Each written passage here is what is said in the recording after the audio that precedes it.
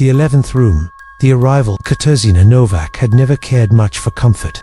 As a mid-level accountant in Warsaw, she lived her life between numbers and long commutes, rarely speaking beyond the polite greetings exchanged with colleagues. Her small inheritance from a late aunt allowed her to move out of a cramped studio into a slightly larger flat in an old Soviet-era apartment block. The building was tired, its concrete walls veined with cracks, the hallways forever smelling of dust and boiled cabbage. Yet to her, it promised solitude. She wanted nothing more than silence from the endless chatter at the office.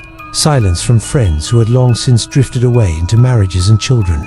Silence from the constant hum of a city that no longer felt hers. Her new flat was on the 4th floor. The hallway stretched long and narrow, lined with 10 identical doors.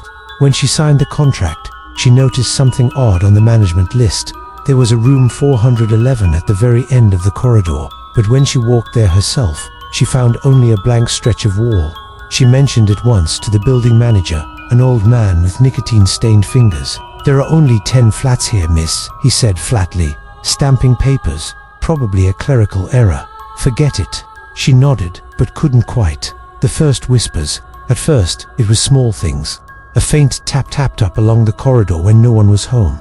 The echo of footsteps passing her door, though she knew every neighbor by sound, and none had the habit of wandering late at night. Then came the knocking.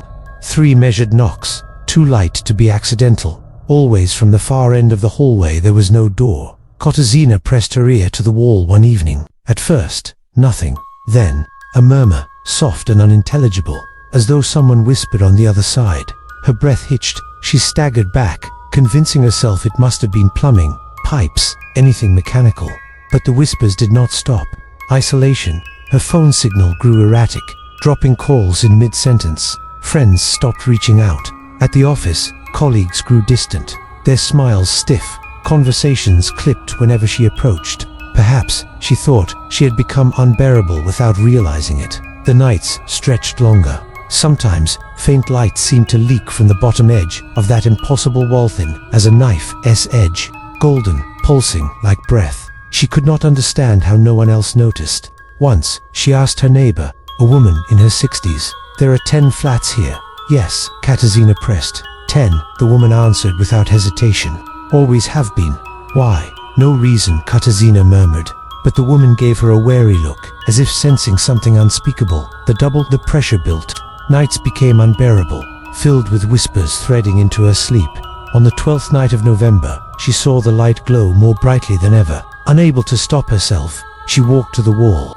And there it wasn't a wall.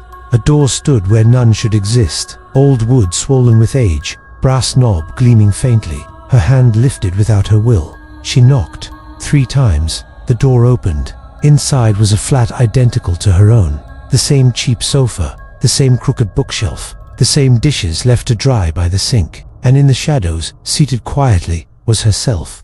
Her double smiled, pale and patient. "You've come," it whispered. "I was waiting." Collapse. Katarzyna's thoughts fractured. She demanded to know what this thing was, why it wore her face. But the double only answered gently, "I am the part you've abandoned. The one who listens when no one else does. The one who remembers you when the world forgets." Its voice was soothing, irresistible. The isolation of months, perhaps years, crushed her then. She realized how long it had been since anyone had called her name with warmth. Tears spilled freely as the figure extended its hand, a hand identical to hers. Cold, waiting, and she stepped forward, vanishing. The hallway light flickered, then died. Her flat room 404 remained shut from that night on. Dust settled over the doormat. Letters piled, unanswered. Neighbors assumed she had moved away, though none recalled seeing her leave. The building manager shrugged when asked. People come and go. That's life. Yet the list of tenants sometimes bore a curious entry. Room 411. No contact details. A week later, it would vanish again, leaving only 10. The cursed new tenants came, but few stayed.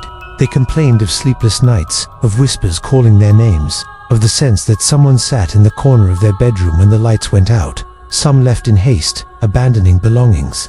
Others faded quietly into absence, their names erased as though they had never lived there. At the far end of the corridor, the walls stood plain and unremarkable. But during rainstorms, tenants swore they saw a slit of golden light leak out, heard 3 gentle knocks in the darkness. Always 3, always waiting.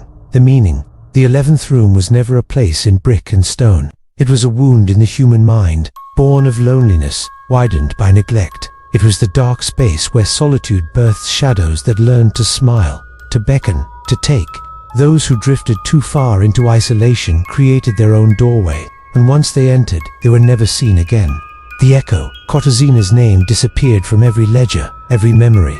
Neighbors spoke of her vaguely.